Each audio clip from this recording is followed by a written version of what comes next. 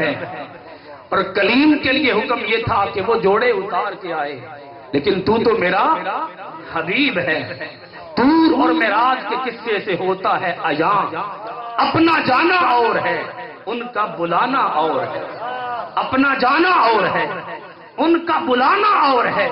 وہ خود گئے، موسیٰ علیہ السلام خود گئے، آقا علیہ السلام خود نہیں گئے، بلائے گئے۔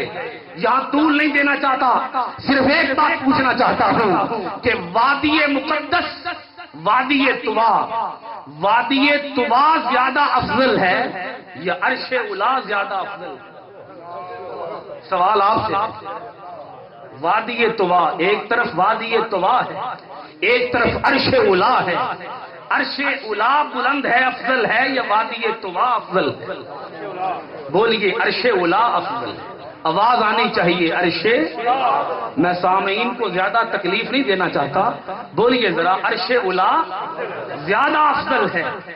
اور موسیٰ علیہ السلام کے لیے حکم ہے جوڑے اتار کے آ، پر مصطفیٰ کے لیے حکم ہے محبوب عرش اولی بے شک وادی طوا سے افضل ہے، پر اے میرا حبیب تو عرش اولی سے بھی افضل ہے۔